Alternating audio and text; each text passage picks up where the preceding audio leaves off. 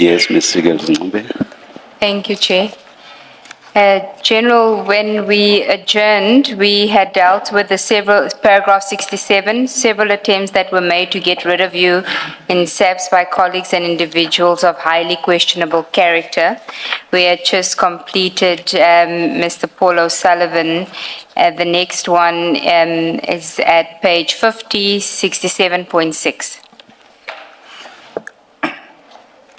A self-proclaimed whistleblower, Gladness Patricia Mashale, initially complained about me on the 17th of November 2010, where she wrote a letter to the state president, Zuma, because of the outcome of the investigation that she did not like. After September 2021, she complained in the social media that I had been appointed unlawfully and that I was occupying the post unlawfully contrary to the provision of Chapter 6, capital letter A of the South African Police Service Act, as corrected by the Constitutional Court. I believe that she was upset by the fact that she had not been appointed in the two captains' posts in the Hawks Free State. The investigation that you referred to, she was, because of the outcome of the investigation that she did not like. What was that investigation? There were complaints that were lodged against the Free State top management, including the provincial commissioner. I was tasked to investigate those matters by the national commissioner. So after conclusion of the investigation, I submitted my report to the national commissioner at the time, who was General Kele. It is based on those investigations that she needed a particular outcome, but my recommendation was somehow different to what was expected. So in my recommendation, I said that because of the way in which the province is divided, because of this layer at the top, it is better to transfer the following top management out of the province, which I think that is what they have done.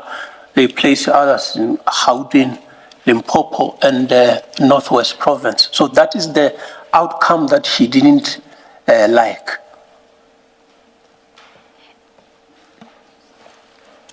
And then you keep saying Chapter 6A of the South African Police Service Act as corrected by the Constitutional Court. What are you referring to as corrected by the Constitutional Court?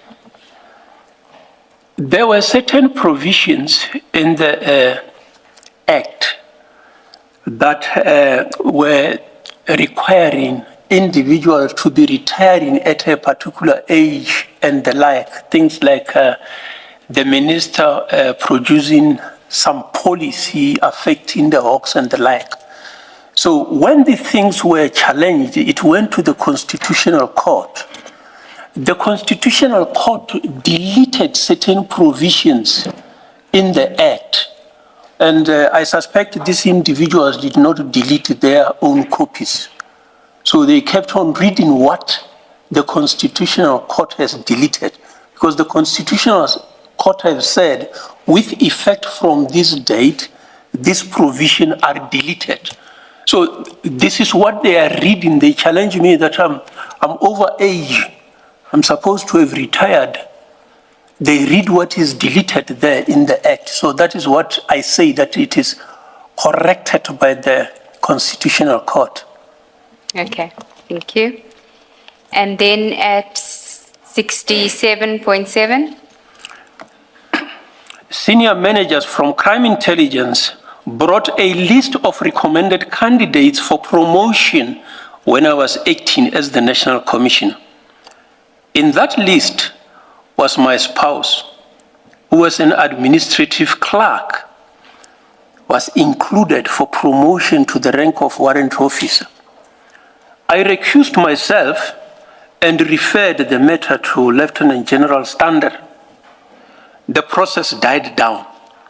I considered that to be an enticement as I investigated the irregular appointments in crime intelligence, Colonel Rulofs stated in an affidavit to the State Capture Commission that Colonel Naidu informed him about this plan. Those who were in crime intelligence that time might shed light, as the divisional commissioner was no longer in office when that happened. Okay, then at paragraph 68, you say that the lesson to be learned from this is that there are individuals that can be used by faceless people with ulterior motives. Now, who are the faceless people in paragraph 67, subparagraph 67, that you are referring to, and who are the individuals that are using these for ulterior motives? From time to time, you will find that there are complaints that are anonymous, that are being sent to various offices, such as the state president, the minister, parliament, who are not naming themselves. And some of those individuals, obviously, I have mentioned their names, who are informed by others. It means some other people are pushing on them. So I cite example of people that are being used. So only investigation will unearth that one.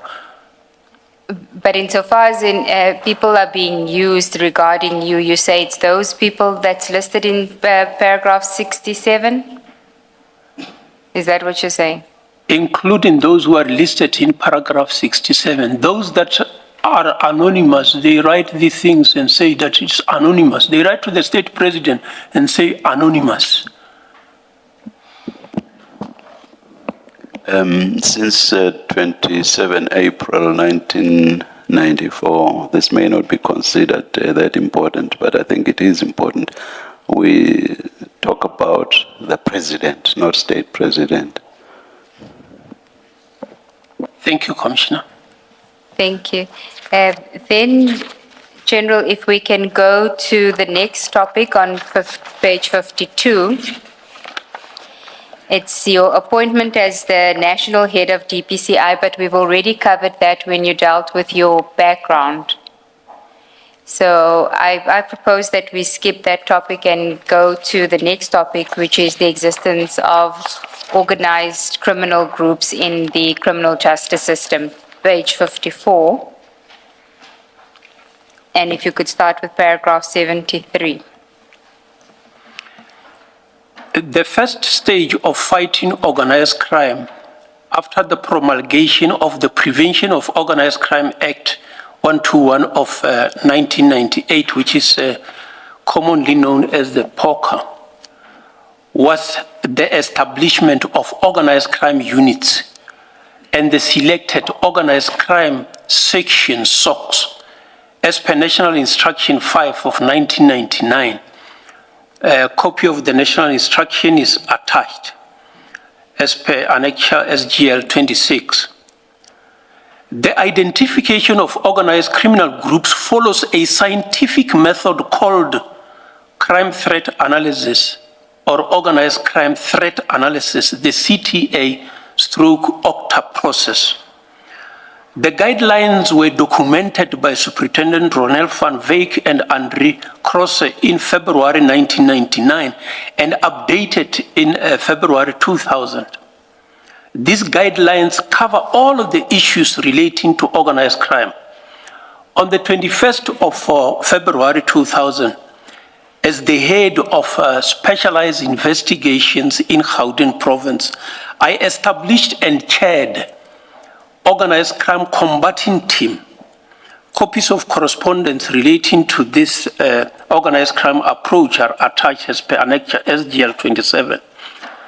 On the 10th of April 2000, when Gauteng was presenting 113 organized crime projects at National Head Office, I was responsible for the task before National Commissioner Lebeya. Then you refer to for Gauteng that you drafted the guidelines on organized crime approach in July 2000. Was that guidelines, was it ever implemented in Gauteng? Yes, when I drafted the guideline, because I was the head in that organized crime process, I implemented it, we operationalized that. Then if I could ask you to go to page 55, the sentence after Annexure SLG 28, if you can continue from there, please. The description of informer is incorporated in the document. I have also written a document in 2004 titled Guidelines on Organized Crime Project Investigation, which was necessitated by the suspension of CTA OCTA process by National Crime Combating Forum Instruction 29 of 2002, which was done on the 5th of July 2002. That was intended to be for a year, but was never reviewed. The instruction is attached as per Annexure SGL 29. The difficulties identified in dealing with organized crime were attended to, which resulted in the establishment of organized crime units in the National Prosecuting Authority to prosecute cases emanating from organized crime units of the SAPS. Copies of the correspondence of 2004 and 2006 are attached as per Annexure SGL 30. The current project committee and organized crime secretariat must be effectively implemented by crime intelligence by way of analysis and identification of syndicates. Then 74. The identification of syndicates is dependent on the effectiveness of crime intelligence. The focus of crime intelligence seems to leave much more to be desired.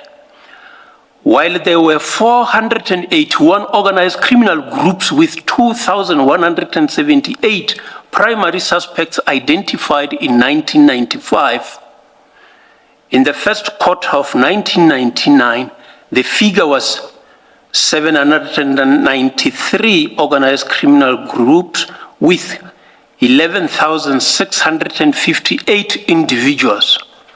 The figure had dwindled to 72 organized crime projects, 29 which are handled by the DPCI and 43 by the Detective Service. That is organized criminal groupings, 72 organized criminal groupings. As on the 27th of May 2025, I doubt that the project under investigation is amongst these 72 projects. On all these figures, you're talking about those that were identified, which means there could have been more than those identified. Yes, Commissioner, that is correct. If we were able to identify that number in 1995, we can't say that organized criminal groups are no longer in existence. Now that we only have got 72, it means there is a failure elsewhere. All right, thank you. And when you refer to, I doubt that the project under investigation is amongst these 72 projects, which project are you referring to? I'm referring to the project that the political killing task team and organized crime in Gauteng were handling of the killing of person in the file rent, Mr. Swart of QTech. Okay, that's the project that you're referring to. The killing of Mr. Swart. That's correct, Okay. Commissioners. Then if we can go to 76, paragraph 76. When I left the DPCI, there were still high-profile cases that were under investigation.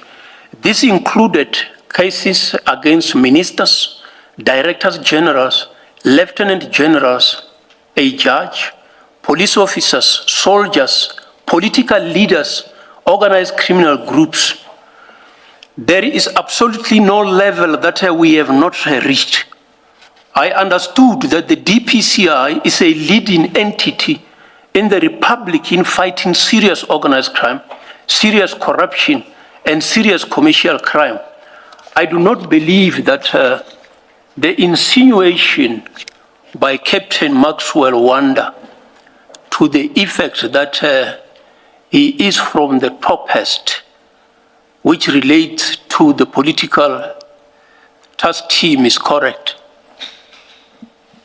Okay, then if we can go to the next topic, which is at page 59, imposters of members of the DPCI.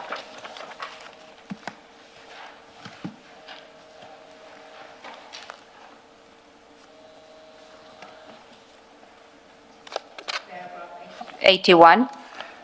Criminals often masquerade as officials. You want to read the heading? Please read the I said heading also. imposters of members of the DPCI.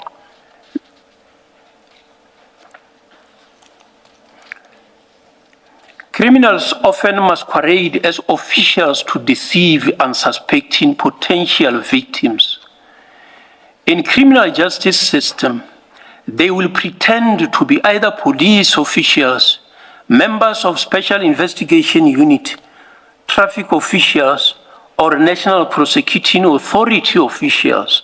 When allegations are made against any person, these individuals will approach that person of interest and pretend to be from law enforcement agencies that can assist in making the case go away. Some victims have fearfully paid. 82. As in December 2024, the DPCI was aware of more than 30 unresolved cases where people were pretending to be from the Hawks when they were not.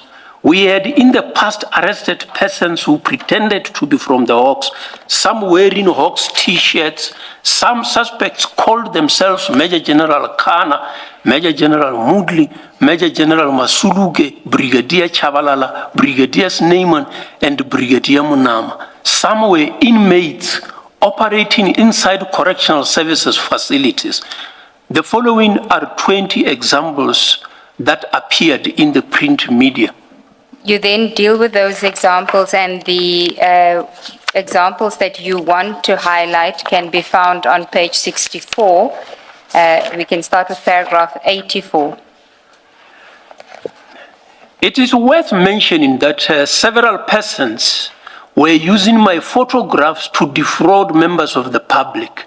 One such person, Tabo Enoch Teledzani, who was using cell phone number 060173. You don't have to read it, it's fine. Was arrested under a case that was registered in November 2024 under Harsfontein case 13 of 11/2024.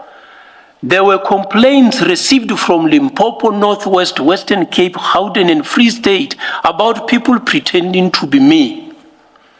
A reasonable national head who is aware of the existence of imposters will not sit back and do nothing when information suggests that some people are pretending to be from the DPCI, and more so, misrepresenting themselves as having been sent by the same national head. And then 84, you don't need to read the cell phone numbers into the record. Over and above this number, some of the individuals who pretended to be me reflected their cell phone contact numbers, which I have listed with my picture, that have been downloaded from internet. On one incident, the imposter created and labeled a warrant of arrest against the deputy president of the country, Sipokosa Paulus Mashatile, on the 11th of November 2024. This document bears my real signature from the mandate of the DPCI document, which had been altered by way of a computer and new information inserted. A lesson that not all documents that look real are real. The photograph below depicts the nature of the fake warrant of arrest. And then at paragraph 86, you refer to photographs with your picture with false numbers, and you give us an example of that on page 66. And then if we can go to paragraph 88. I learned on 7th November 2025 during the testimony by Ekurhuleni Metropolitan Police Department EMPD Chief Jabulani Isaac Mabieye that EMPD were caught pretending to be members of the Hawks under case number 797 of 3/2023. His colleague, a former member of the EMPD Commissioner Revos Peace, also highlighted the challenge of impersonators, including Blue Light Gang. Then the next topic, invitation to witnesses A and B for a response to the said scenario. I'm not going to deal with this. Effectively, what you've done is you've set out what you refer to as a 10-mark crisis management question, which you invite them to respond to regarding the events of 6 December 2024 and the opinions that they formed that the Hawks were in fact trying to interfere with the takedown operation at Mr. Molefe's residence, correct? That's correct. Okay. So if we can then go to the next topic, you can deal with this later insofar as when you answer your questions about some of the criteria or the requirements or factors that you took into consideration when you made your decision. But I don't think it's something that we need to deal with in this as part of your evidence where you invite witness A and B to respond to an examination question by you. Is that fair? Thank you, Commissioners. Thank you. Can we then go to page 69, which is duration of relationship with Mr. Malcolm X? And you can start at paragraph 91. The ability to solve crime is based on the support one receives from various role players. Part of these role players are members of the public who are not prepared to be spectators, but to act. I have been able to solve many cases using this methodology. When National Instruction 2 of 2001, that deals with certain types of people who are not spectators in fighting crime, came into operation, I was familiar with the system. It is the same methodology that is used by witness A and B. These witnesses have indicated that they have acquired information from a person whose detail is saved in their phone and obtained information from an inmate. At times, this methodology could go to the extent of applying the provision of Section 205 and 252A of the Criminal Procedure Act 51 of 1977. You always open your eyes and apply this method with caution. It is for that reason that the cautionary rule will apply in dealing with their evidence. At 92, you speak about your first meeting with Mr. Malcolm X. On 18th of April 2023, Malcolm X came to my office for a reason that belonged in camera. It was my first time to meet him on his request. In the process, he also asked to take a photo, which I agreed, as most people like to take a picture with me. As I was not an undercover police official, allowing a member of the public to take pictures with me is not prohibited. There is nothing wrong with that. While several people have been taking pictures with me, I only know of one who used the picture to claim that I gave him authority to investigate cases on behalf of the Hawks. He only stopped when we enlisted the services of a senior counsel who drafted a letter that our attorney served on him to cease and desist. Just for clarity, the person that you say, I only know of one who used the picture to claim that I gave him authority to investigate cases. Is it also Malcolm X, or are you referring to a different person? It is a different person who also came to the office and did the same of taking a photo, and thereafter pretended to other individuals that I have tasked him to investigate cases on behalf of the Hawks. Thank you. 93. The fact that an individual is known by a police official does not protect that person from any law enforcement agency in case such person violates the law. We have in the past arrested individuals who had provided us potential information, and when caught en route to committing a crime, they would insinuate that the police knew about the operation. We are always alive to the possibility of double briefing, debriefing. A user of this methodology must always be on the alert. Page 71, paragraph 94. On the 23rd of October 2023, Malcolm X was arrested by the Serious Corruption Investigation of Head Office DPCI, together with Warrant Officer Desmond Campbell, Gegana 52 of Crime Intelligence, Warrant Officer James... You don't have to read their ages, it's fine. Warrant Officer James Sekaulelo of K9 Doc Unit, and Sergeant Raymond Mpua Mogaile of K9 Doc Unit.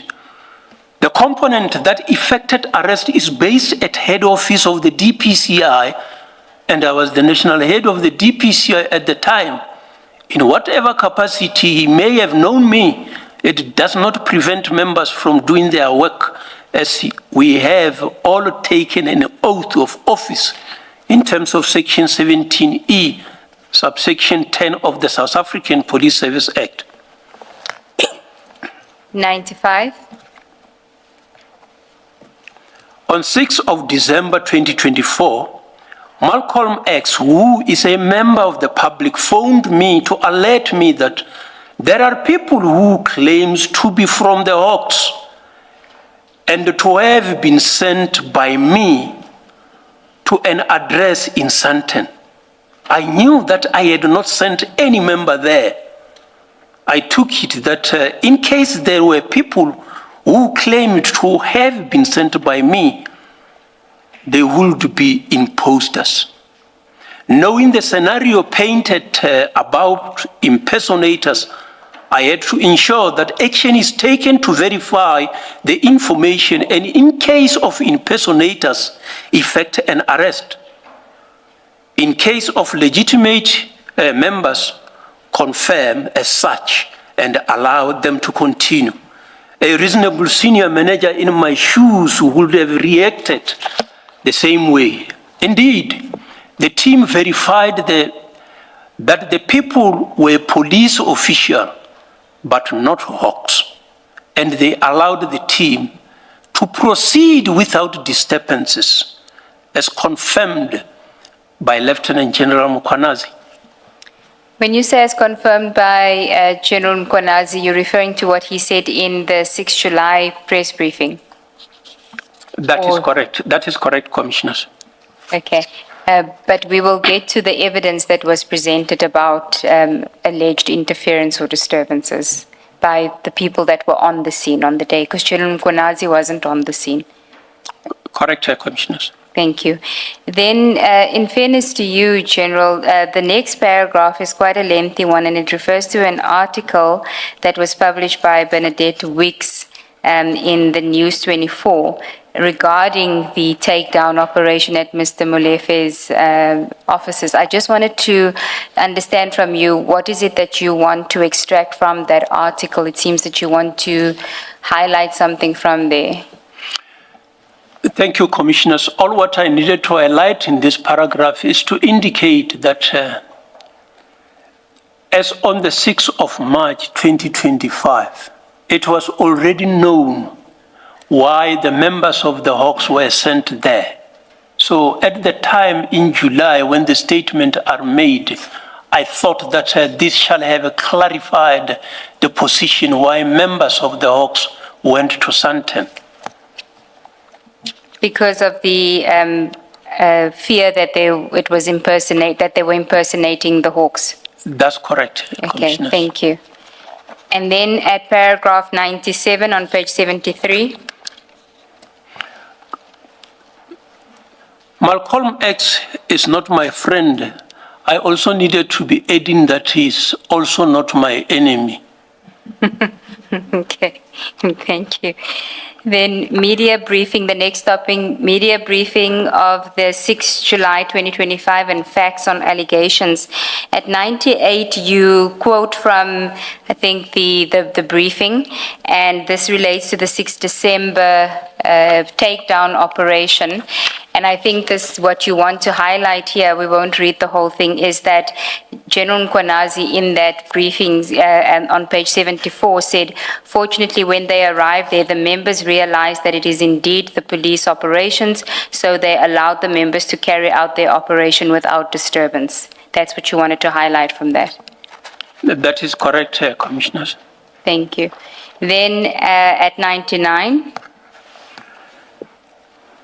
It is probable that Lieutenant General Nkwanazi had known about the involvement of serious organized crime in November 2024 when he approved the request by Lieutenant General Dumisani Khumalo to send the members from KwaZulu-Natal to Gauteng because of organized crime, which resulted in the killing of Mr. Swart of QTech. Having become so aware, it should have triggered the application of Section 16, subsection 4, paragraph B of the South African Police Service Act 68 of 1995, as indicated in paragraph 14 supra. In that, if that is the case, had he complied with this provision, I would have known about the operation and will not have sent members from the DPCR. This is, of course, assuming that he wanted you to know about the operation. Just repeat that, Commissioner. This is assuming that General Khumalo wanted anyone, any other agency to know about the operation within SAPS.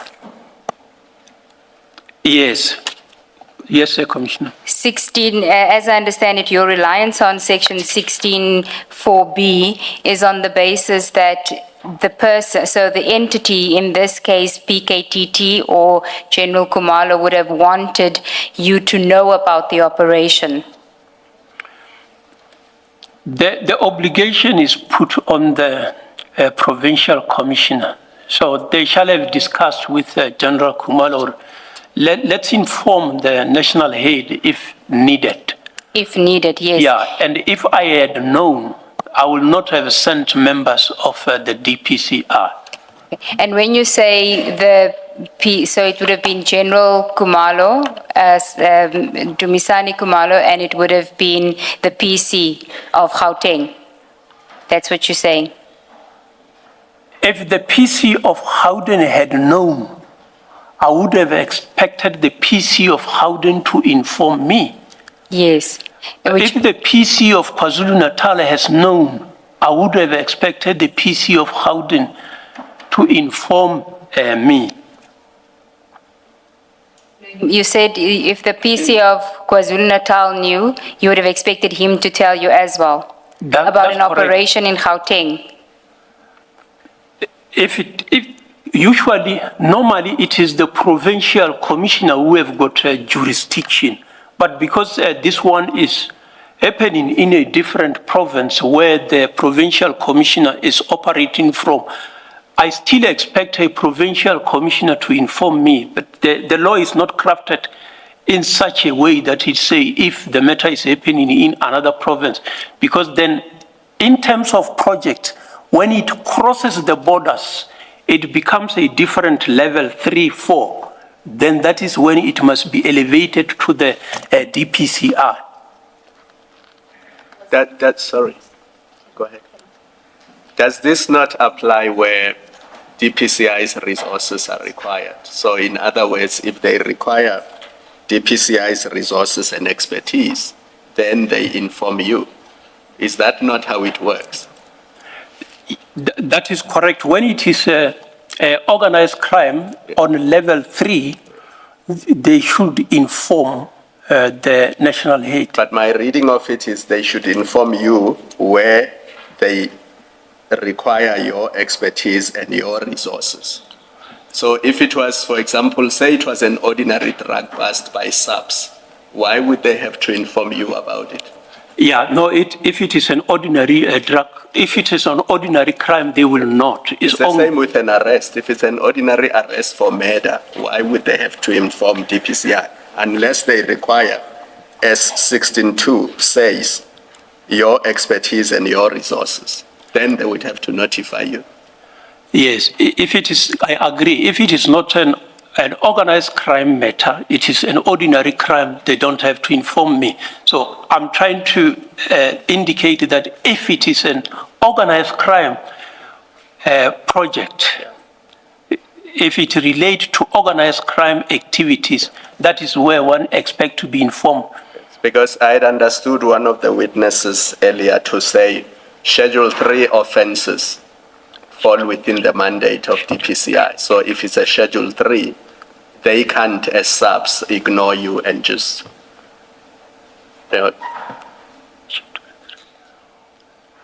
Yeah, I did not follow that witness. Level No, 3. I understand that part, even if you did not follow, because you've just said so yourself. If it is organized crime activities, then naturally DPCI would be involved. And if they require your resources and expertise, they would inform you because they would need your assistance in that regard. Thank you, Commissioner. Yes. Thank you. General, I just wanted to check the facts of the operation. The killing of Mr. Swart is something that happens in Gauteng. When you say you would have expected General Mkhwanazi to inform you, on what basis is that? Commissioner, the killing of Mr. Swart, I'm not supposed to be informed about that. It doesn't result in the mandate of the DPCI. It only comes when we are classifying this as organized crime, not the murder, Commissioner. The question still, because you, as I've understood your statement and your testimony, you say if things were done properly and there was proper coordination, you would have expected General Mkhwanazi to alert you that there is this operation. And the question really is, why him? I understood from your statement, and please correct me if I'm wrong, that that expectation came from the fact that he authorized members of PKTT to come and assist the GCI ops. I understood that to be your basis, that he should have informed you. Am I correct in that understanding, or is there a different basis? Yes, because then it is being classified as a organized crime, not only the murder of Mr. Swart. So if it is classified as an organized crime, I expected that at least one should be informed. Commissioner Baloy's point is that then it would be the provincial commissioner in Gauteng who should inform you, not a provincial commissioner in KZN, because this is not a KZN case. Yes, so I will accept that and say that whoever provincial commissioner is aware of that, the national head need to be informed. So I agree that it could be the provincial commissioner of Gauteng. I'm not sure if he was aware himself. But why did you bring the KZN commissioner into the picture? It is because of the sending of the members from KZN. I thought that it means that they are aware of particular organized crime projects that need to be handled in Gauteng. So it is the point where I can see the knowledge of organized crime. All right, thank you. Thank you. Paragraph 100. Lieutenant General Mokhanazi seems to have relied on the opinion of witness A and witness B. I have noted that he has not repeated this allegation in his statement or oral testimony in both the commission or the ad hoc committee in Parliament. I take that he has effectively withdrawn the allegations of interruption. The allegations are now left with witness A and witness B. The duo are not qualified to express an opinion at all. Captain Maxwell Wanda may express an opinion on forensic field, but not on the purpose of sending the team to a possible scene of crime. He reportedly told the Captain Nokia from Johannesburg, a serious organized crime, that they were SAP's toppest, a self-proclaimed distinction.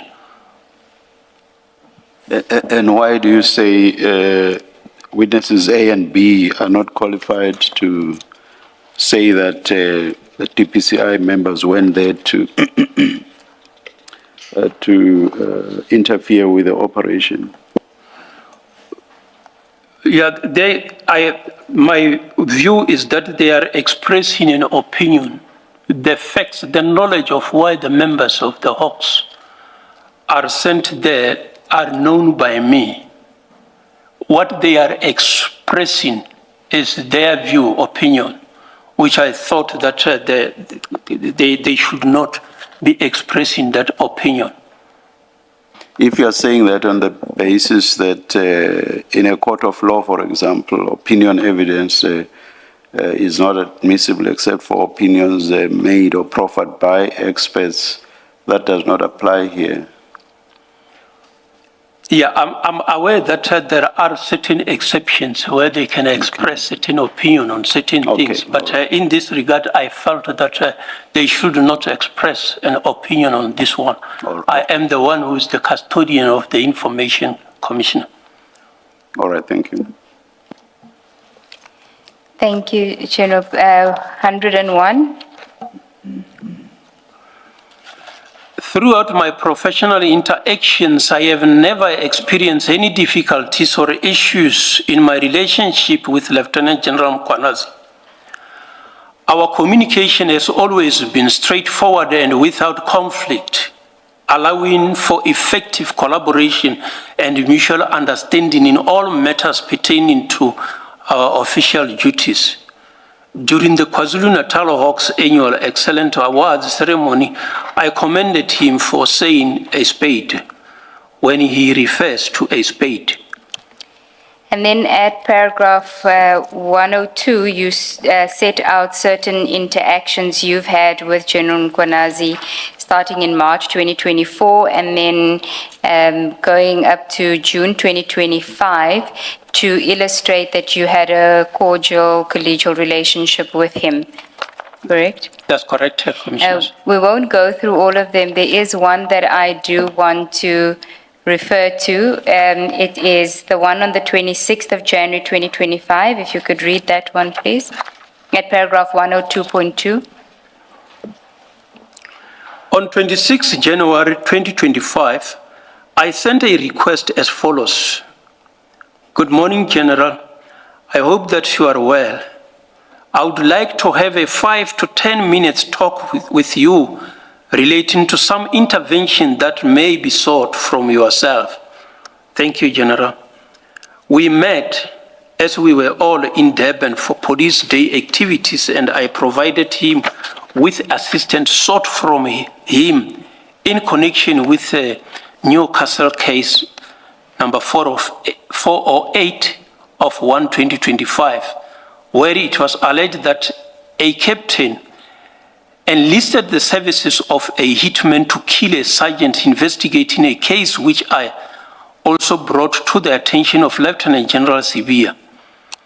I must add that I received the information about the challenge in this case from the Minister of Police on 21st of January 2025 and arranged to meet the team in KZN as they were not comfortable with meeting my DPCI team in KZN to hear the concerns.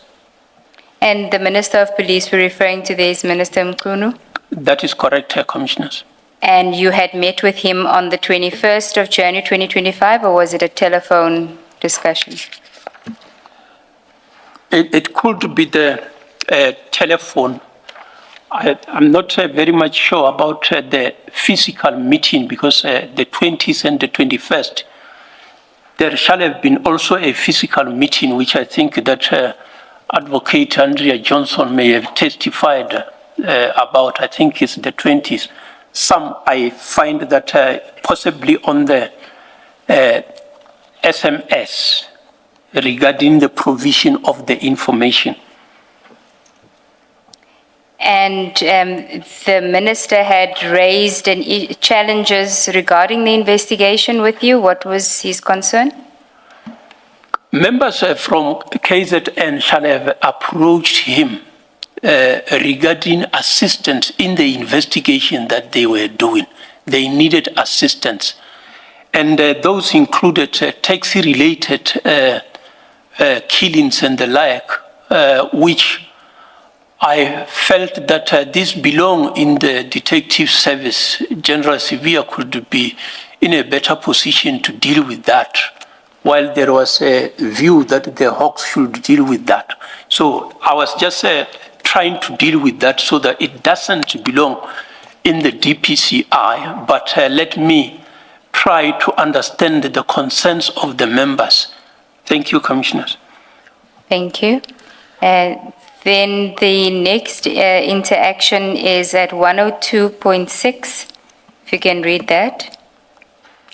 I sent him the number of Advocate Andrea Johnson of Investigative Directorate Against Corruption, IDEC, as he requested and confirmed telephonically. He appreciated. Do you recall when this was? On the 2nd of June 2020. On the 2nd of June 2025. The 2nd of June 2025 is where you say he responded to your message and said, "Good morning, General, I wish you well on the next chapter of your life." Was it the same day? No, I think that I shall have to check my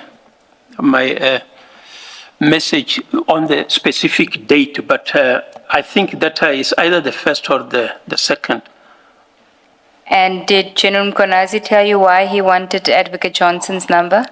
No, he did not tell me. I did not ask him. I just felt that this one is a colleague that I know of. There must be reason. Let me not go into asking the reason why he needed the number of the IDEC Hawk. We work closely with them, so I just provided the number. I did not ask why. Thank you. 103.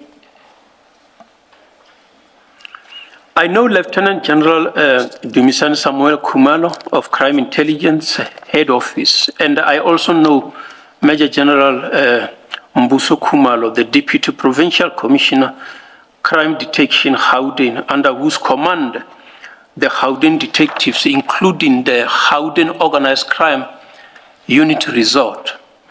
I have never had any problem with either of the two. None of the two has shared information about possible operation. That would have obviated the need to send the Hawks team. While accepting that the operation was secret, when the team updated Lieutenant General Khumalo about the developments, a telephone call to advise me that his team was conducting an operation could have avoided unnecessary confusion. And then at 104, you mentioned communication between you and General Khumalo, Dumisani Khumalo, in 2024 and 2025. And then if I could ask you if you could read from the sentence, 7 lines from the bottom that starts, vetting is an area where crime intelligence is receiving 15%. Do you see that sentence? That's correct, Commissioners. Yes. Maybe before you do that, General, in that preceding paragraph where you talk about if the two Kumalos had called you, it would have obviated any confusion. Is there a practice or protocol where whether it's the DPCI or the other units of the SAPS, when they do operations, is there a protocol or practice where you tell each other? Because that suggests, that paragraph left unexplained suggests that this was a deviation. This may well have been a deviation because of secrecy or whatever reason, other reasons, a deviation from either protocol or practice. It is not every project or every operation that they have to inform the DPCI. It may not be relevant for that other environment. It is only where one knows that this one is relevant. Under normal circumstance, if it was an investigation of murder, it wasn't necessary to inform the Hawks. And that which is relevant to the other unit, that communication or coordination, if you like, is it by way of, is it because there is a protocol in place, whether written or agreed? And I ask the question, in fact, as you answer the question, keep this in mind. When Advocate Johnson was testifying and she spoke, I think might have been the first meeting between you and her, or in some context you met, she says, you said something like, stay in your lane. You said that to her, which means do not encroach on my work. I ask again with that, in that context, that is there anything in place that regulates how you cooperate with each other and therefore do not end up straddling onto each other's mandates and operations, in fact? It's just a general practice that guide collaboration. You don't find in one document. You find all over. I attached some of the documents that I dealt with in 2000, where I was briefing all of the detectives in Gauteng. Among them, you'll find where we talk about collaboration, working relationship between detectives and the crime intelligence and the like, all stakeholders. So it's just a practice where it is necessary to involve others that you may collaborate. Like Section 17, capital letter F, will bring in enforce the collaboration, but it's not every action, operation that require all the stakeholders. Otherwise, there will be a waste of time to deal with something that does not require the others. I think that regarding Advocate Johnson staying in the lane, maybe when it comes to dealing with the laws regarding the establishment of ID, IDAC, and those, maybe I can highlight what I was referring to, staying in the lanes. Maybe let me ask a much more direct question. In this operation that we are talking about here in your paragraph 103, was this the first time or the first time where an operation which is relevant to your mandate, insofar as this is supposed to be an organized crime operation, which is relevant to your mandate, that the SAPS unit, other SAPS unit, as happened here, GCI Ops, conducted without informing you that we have this operation, or is this something that happens with some regularity? Just to clarify that, Commissioner, the operation itself was not necessarily what the Hawks were supposed to do.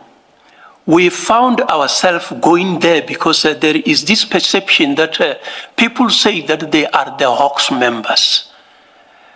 Otherwise, under normal circumstances, they should have arrived there and verified that no, they are not the Hawks members. They did not pretend to be members of the Hawks, and part ways. It could not have gone any further. The only thing is the accusation that why do you send the members? You are disrupting, you are interfering. That is why it would appear that it seems as if we were saying that that investigation that they were doing was a mandate of the Hawks. It wasn't. When you say it wasn't the mandate of the Hawks, are you saying there was no need to inform you about it? Maybe let me use a different example. If you didn't get a call from, you say, Malcolm X, to say there are people pretending to be the Hawks, if you hadn't received that call, and these members of the SAPS who are at the property, they conducted their operation and completed it, would you or would you not have a complaint that that's an organized crime, that falls within the organized crime definition? We should have been informed as well that you are conducting that kind of operation. I'm trying to get to understand that. It's correct. I shall not have complained that they are operating on the mandate of the Hawks, because there in the SAPS, they also have got the organized crime component, which was handling that. So if it is organized crime, it's supposed to be organized crime on level 1 and 2. It means it hasn't reached the stage where it needs the Hawks. Under normal circumstances, we wouldn't want that investigation of that case. They can carry on. I still doubt as to whether when they charge everybody, they charge them in terms of the Organized Crime Act, which I think that is the normal crime that they are charging them on, which may be mislabeling of that incident. Thank you. I am answered. Thank you. Thank you. General, just want to clarify that when Advocate Johnson was appointed as the IDAC head, there was already a duty arrangement of some sort, as testified by Colonel Rulofse and Captain McLean, that some members of the DPCI were stationed at IDAC. Is that correct? Just repeat the question, Commissioner. When Advocate Johnson was appointed as the DPCI, as the IDAC head, there was already a duty arrangement between DPCI and IDAC in place from May 2020, where some of your members were working with IDAC or stationed at IDAC to investigate state capture matters. Is that correct? It is correct, Commissioners. We seconded the members to ID at the time when the head was still another advocate who was in charge of the ID at that stage, before Advocate Johnson was appointed. She was appointed later when the first advocate resigned. So those members were sent there before Advocate Johnson was appointed as a head of ID, before it becomes IDAC. Was it Advocate Cronier? Advocate Cronier, correct, Commissioner. Thank you. Back to paragraph 104 from the sentence I'd asked you, vetting, starting with vetting is an area. Vetting is an area where crime intelligence is achieving 15% of Hawks vetting instead of 100%, as required by Section 17E, Section 2 of the South African Police Service Act. This is an area where the system is dismally failing. Seeking the intervention of the Deputy National Commissioner on the 25th of April 2024 has not helped, as it is common cause that Lieutenant Generals Lebeya and Khumalo are not in good terms. When you say are not in good terms, do you mean at that time when the request was made in April 2024 or what you know now? At that time when I requested the promise to intervene, but then I realized it's not working because the other one is not complying. And as commonly known, generally it was known the relationship is not healthy at all. Okay, 105, here you just speak about your relationship with Major General Mbuso Khumalo. I further checked my phone and realized that I have communicated with Major General Mbuso Khumalo on other matters on 3 dates. In 2 of these calls, I was passing over a complaint from members of the public who contacted me on matters under the provincial detective jurisdictions. This kind of sharing information is a regular occurrence where you receive information and pass it over. I have communicated information to the provincial commissioners and divisional commissioners when such information was brought to my attention, which does not fall under the mandate of the DPCI. That is what collaboration is all about. Then 106. I don't associate myself with criminality. I took an oath on 11 May 1984, and I have always respected that oath.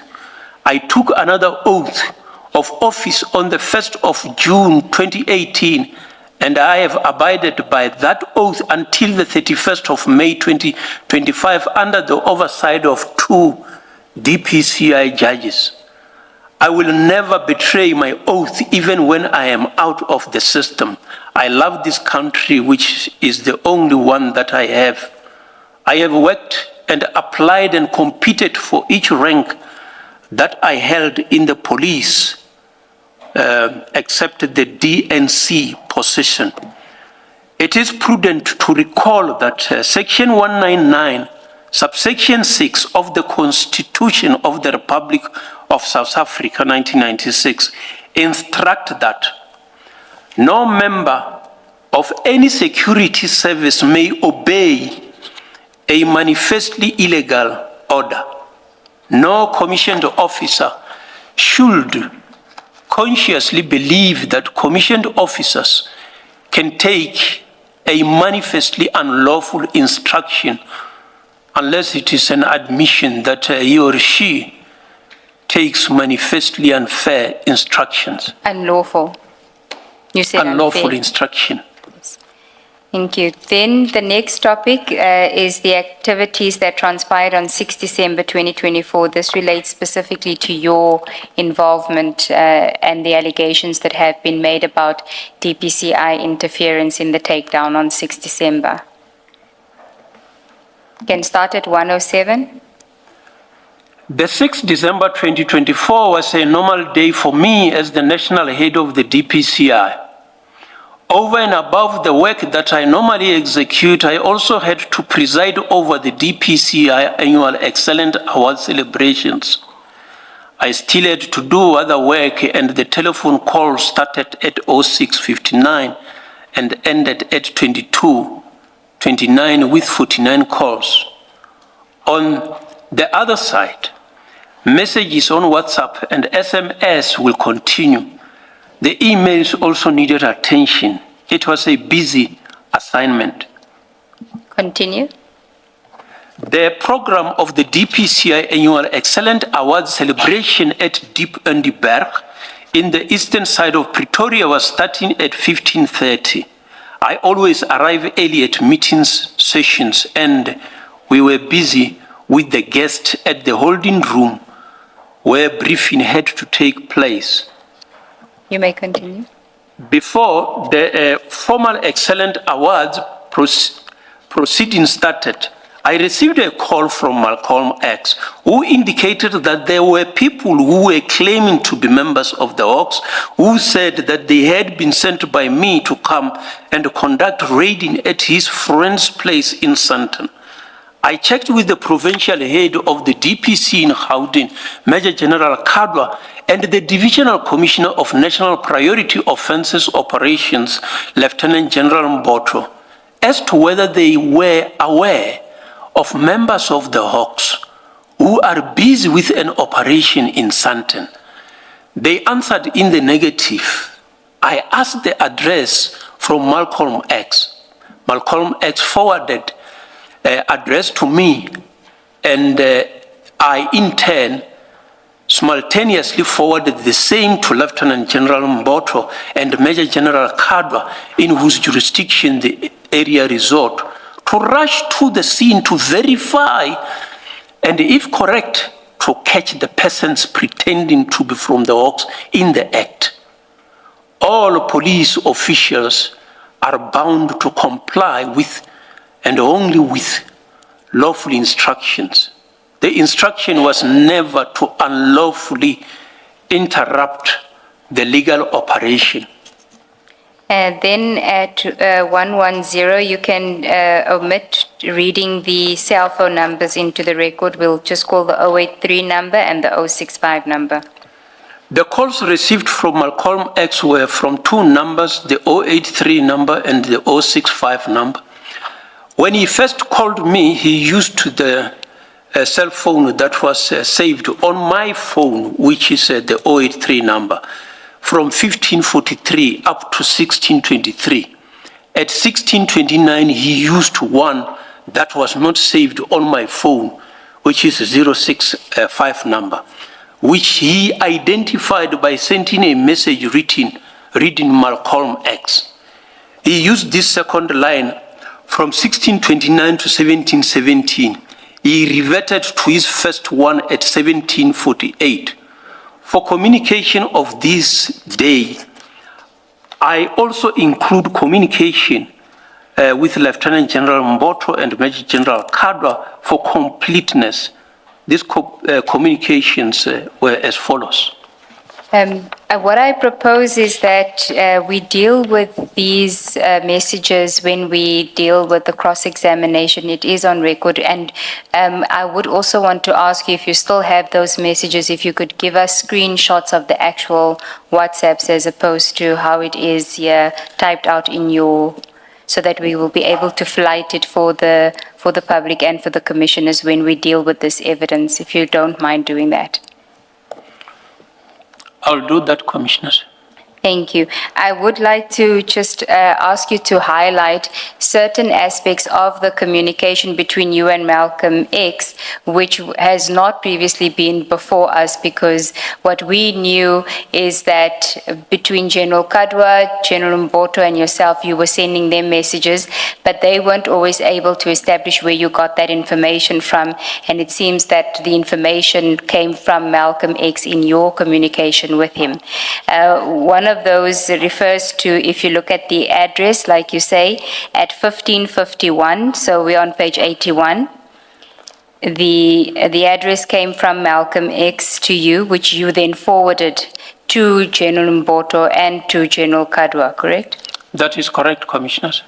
And then at 1608, Malcolm X forwarded a registration of a vehicle to you, starting with MB.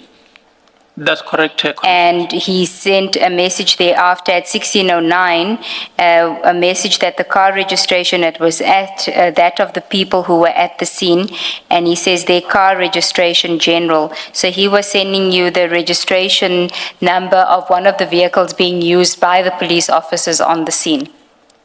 Is that correct? That is correct, Commissioner.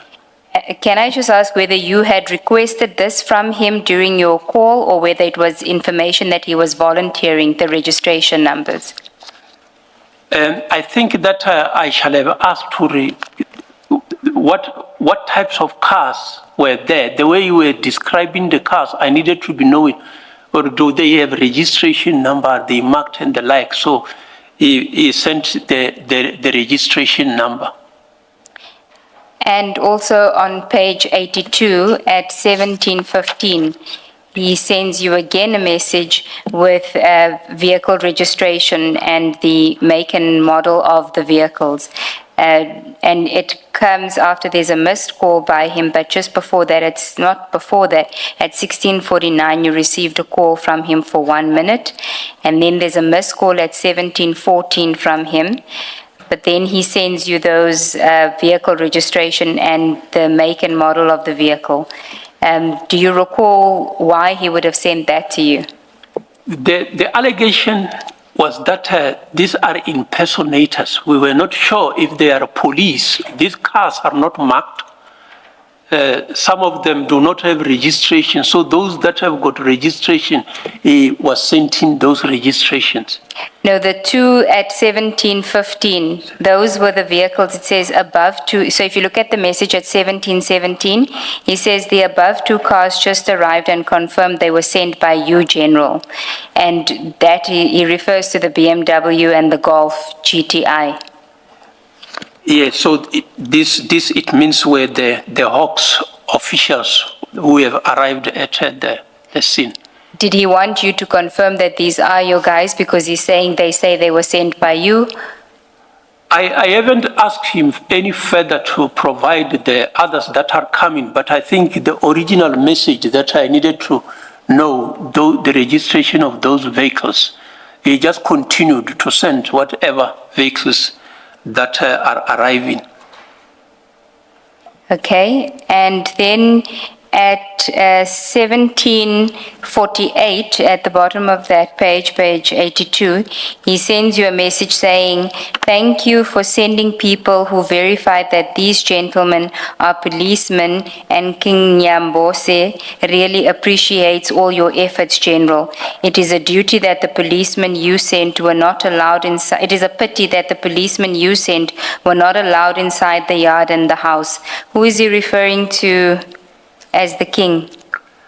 I don't know King Nyambose, but this seems to be a clan name for Muthetwa, but it appears that way.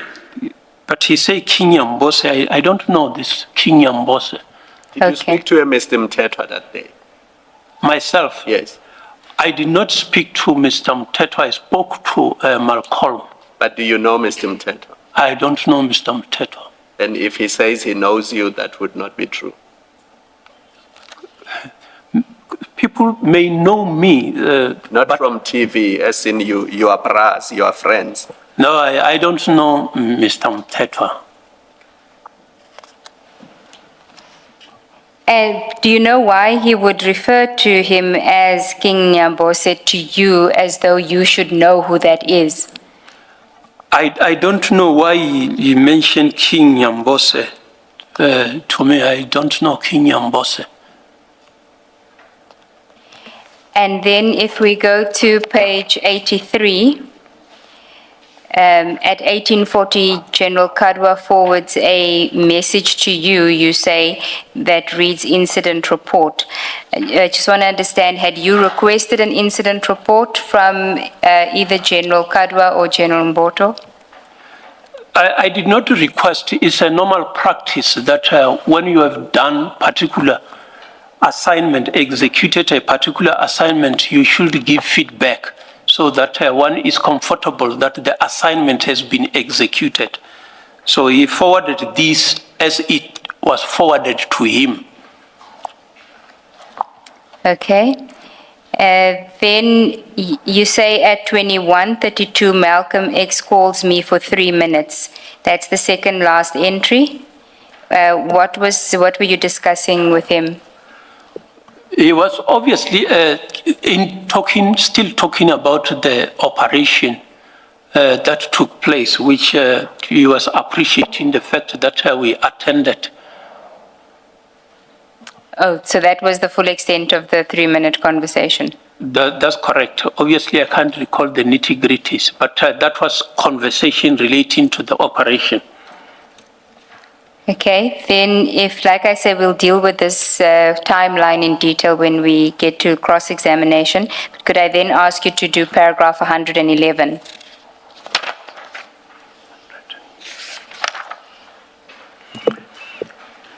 It is important to mention that at 1747, our communication office had already shared on our DPCI WhatsApp group a message sent with my picture of the DPCI Awards podium, reading the DPCI Excellence Award underway in Pretoria East, where National Head gave an encouraging address to all attending, including stakeholders of international law enforcement agencies, sponsors, and provincial management. At this time, I had already addressed the delegates on item number 5 of the formal proceedings, which was honoring retirees. And then 112? An insinuation that all of these layers of police leadership were to execute an unlawful instruction by commissioned officers is highly irresponsible. The statement by Lieutenant General Mokwanazi indicating that fortunately, when they arrived there, the members realized that it is indeed police operation, so they allowed the members to carry out their operation without disturbances, has logically assured him that they were not dispatched to unlawfully interrupt. I have in the past assigned 11 officials from the DPCI to assist the political killing task team. One of them was a Brigadier Ngwenya who was based in Mpumalanga DPCI, oversaw investigation. I was the chairperson of the National Steering Committee of the PKTT. I applied for my first top secret security clearance certificate on 26th of January 1999, which I have indicated the time that it was issued. While I was a senior superintendent, and I've always received one after another, every 5 years, with the current one expiring on the 30th of June 2029. I attach a top secret security clearance certificate which is classified. No issue was ever raised about my credibility.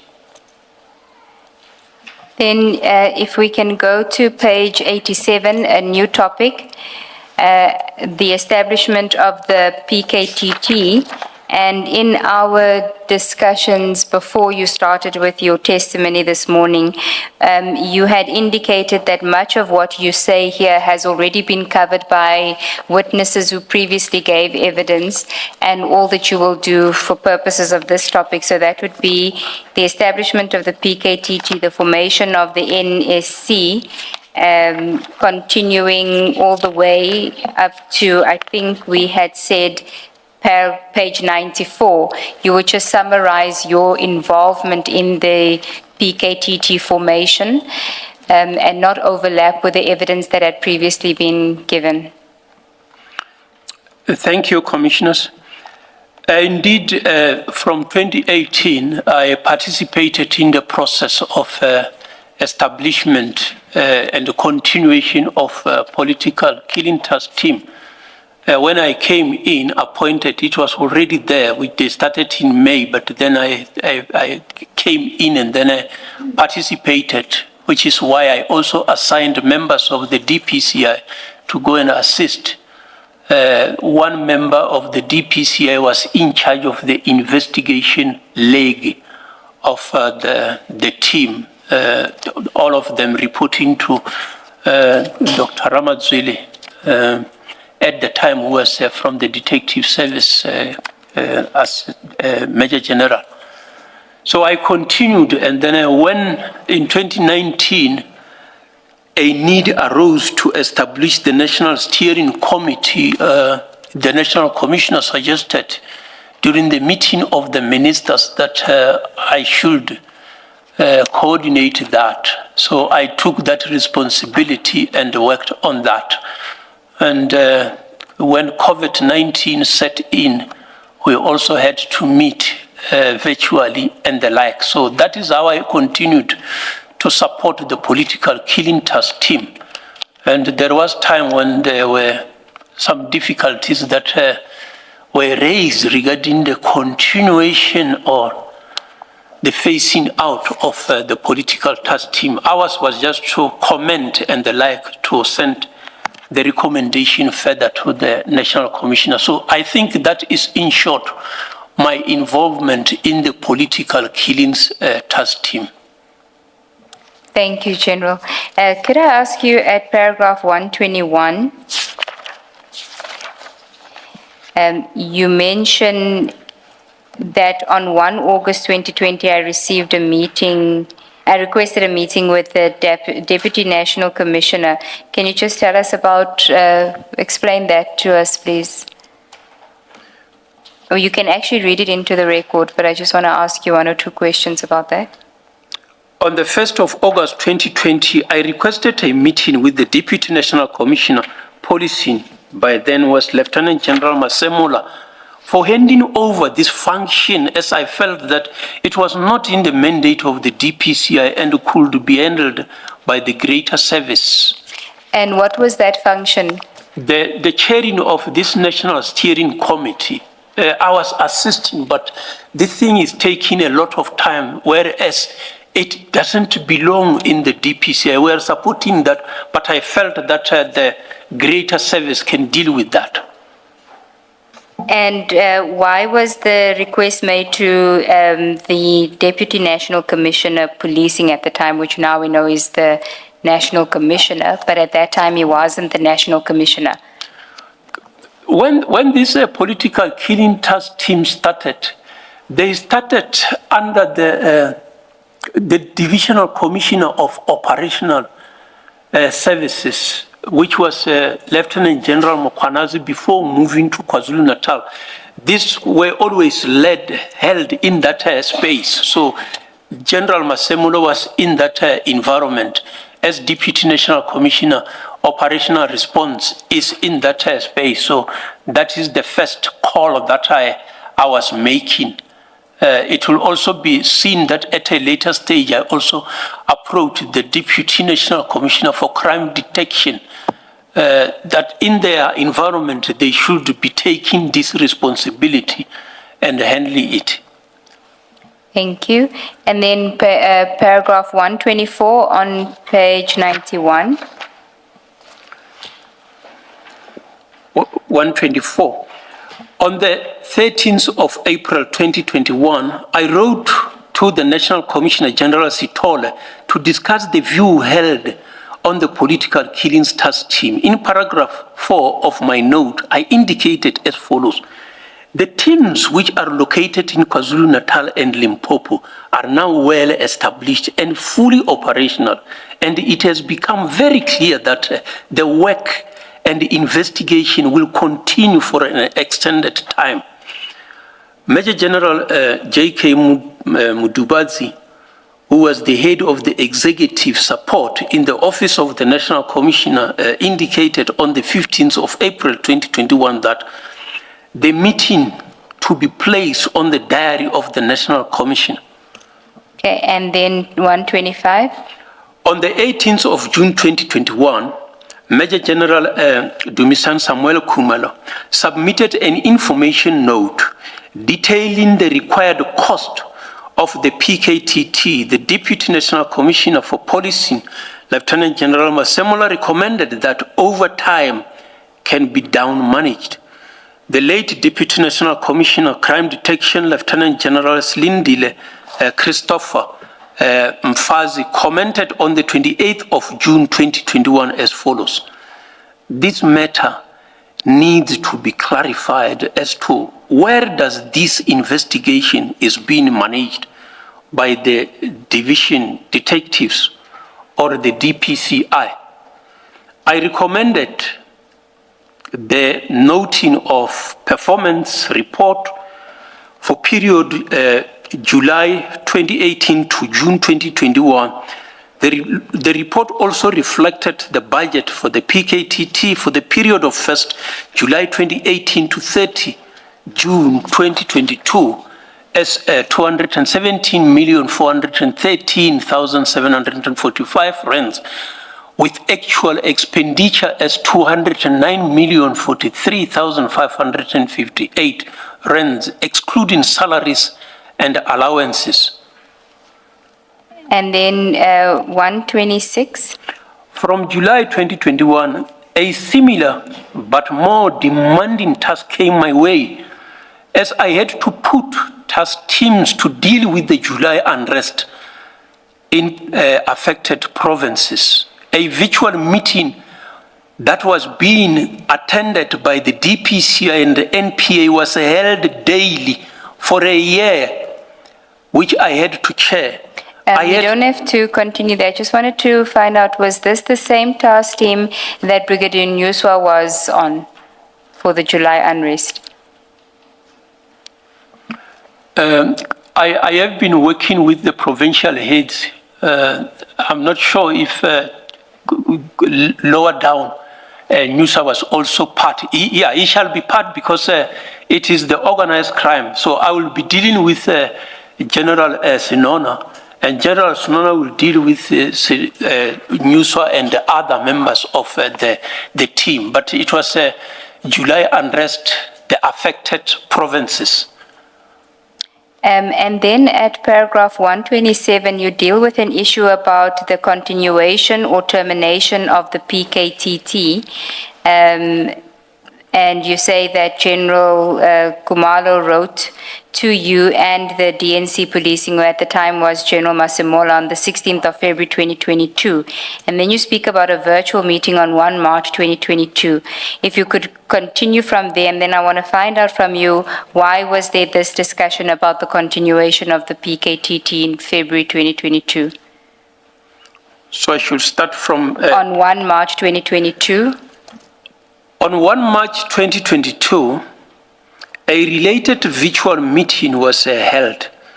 The attendees were Lieutenant General Masemola, Lieutenant General Mkwanazi, Deputy National Director of Public Prosecution, the late Advocate De Kock, Advocate Governor, Advocate Johnson, Advocate Mashamaide, Major General Dumisani Kumalo, Major General Samuel Manala from Limpopo, Major General Jan Skiepers, and myself. Apology from Deputy National Commissioner Crime Detection, Lieutenant General Elizabeth Nchinga was noted. The agenda included item 2.2 for consideration of handing over of the coordination to the DNC Crime Detection. And the DNC Crime Detection, there was the person that had apologized for not attending. Or who was it then? That is correct. It was Lieutenant General Nchinga at the time. Yes. Can I just understand what was the discussion about the continuation or termination of the PKTT then in March 2022? There were issues that were raised, concerns as to whether this political killing task team should continue or should cease to exist. So that was tabled for consideration. It would appear that there were already concerns as to why this task team will continue. Okay, thank you. Then if we can go to paragraph, it's a new topic, and Chair, I see that it's 2 minutes to 1. Shall we take the adjournment? Let's adjourn and resume at 2 p.m.